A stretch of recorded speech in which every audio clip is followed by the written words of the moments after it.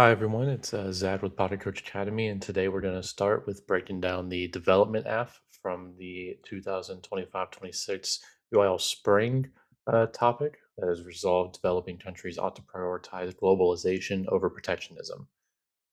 So we're going to start by dividing this affirmative into three different segments: framework, impact, and solvency. And we're going to look at how this case kind of builds a web of resilience to protect the world's most vulnerable nations from global shocks, which is going to be a key, starting point when it comes to talking about developing nations and how, the merit on which, how they should approach, um, further developing their nation, whether they should prioritize globalization or a more protectionist standpoint in order to more efficiently utilize their resources to benefit their own interests. So every good LD case is going to start with the lens in which the judge should view the round, and that's going to be the framework. So first, we start with defining some of the terms. So we start with this science direct definition to identify developing countries as nations with low to middle income economies, primarily countries in Africa, Asia, Latin America. We define globalization with this piece of Oxford evidence as the process of businesses gaining international influence. And then finally, protectionism is defined by Cambridge as government actions like taxing imports to shield domestic industry. So the strategy here is going to be clarity.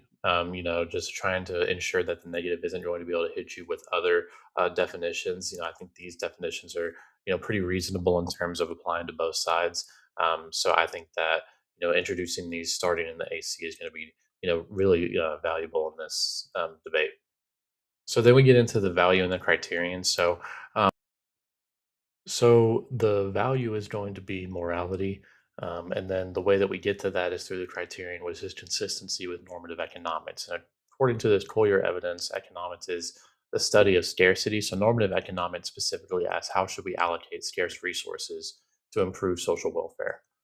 So the criterion is, really valuable here because it tells the judge that the most moral thing a government can do is to manage its resources rationally to help to help its people. So if the negative tries to argue for abstract rights or national identity without showing how it feeds people or create jobs, and they're kind of failing to meet this, really strategically valuable criterion. Um, so after that, we can kind of get into more of the meat of the case. So we start off with the first contention, which is economic resilience. So the first, and really one of the key arguments throughout this entire case is going to be resilience and how developing nations can garner that resilience through economics. So right now, the global economy is extremely volatile, as the Yeager in 2025 evidence argues. Major powers like the United States are leaning into protectionism. Developing countries are at a crossroads because they have to decide if they're going to try to ally themselves with those more developed nations or try to enter a more globalized economy. So if a developing nation were to choose that protectionism, they can become extremely fragile. They rely on tiny domestic markets. And they don't have a lot of room for free trade. But if they double down on globalization, then they can diversify their economies so that if one trade partner fails, they have 10 others to take their place. And that's pretty much what this second piece of Jaeger and this third piece of Jaeger evidence are all saying here.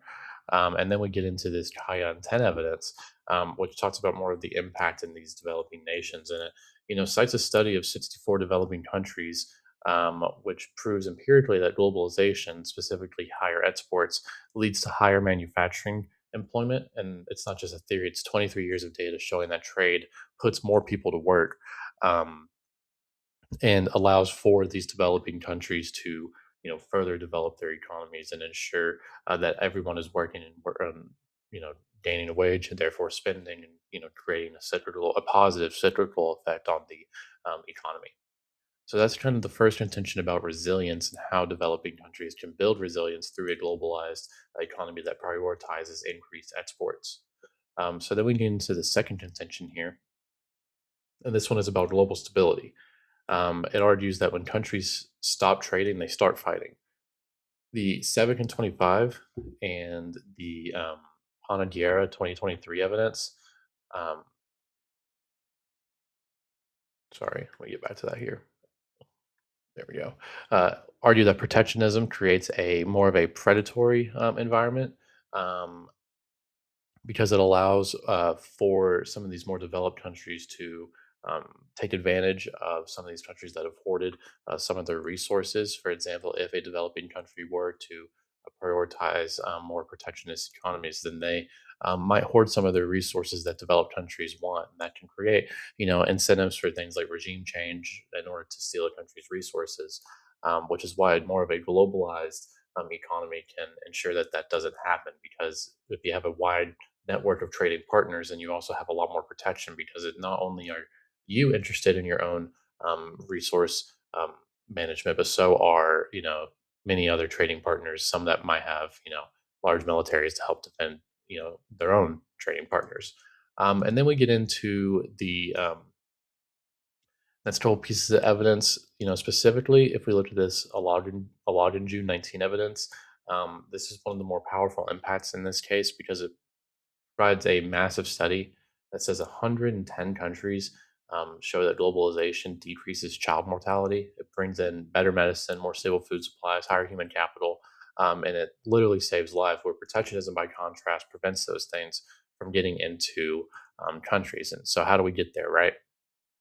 Well, a couple ways. First is like this a Koppler in 2024 evidence argues is that globalization, increases, economic incentives to innovate and to be more productive because it increases your revenue streams by having so many other trading partners that are open to, more innovative technologies. So it incentivizes countries um, or companies to work towards things like innovation. It also incentivizes companies that are based in other or headquartered in other countries to move factories into developing countries to create jobs there, to move you know data centers, office spaces, to help boost economic activity in developing regions.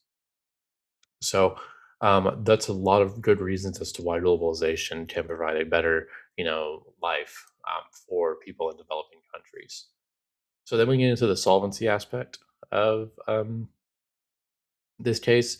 And you're not just going to say that globalization is good, right? That's not going to be the end all be all of your argument. You have to argue how the affirmatives, um, you know, globalist policies actually solve some of the problems that are, talked about in this case. So, um, there are a couple ways that this happens. I would say that development can occur via globalization from a few things. First, macroeconomic buffering by adopting globalist policies like independent central banks, flexible exchange rates. Countries can create kind of a buffer to economic shocks that helps prevent total economic collapse. So that when a crisis hits, they don't collapse; they're able to bounce back from it.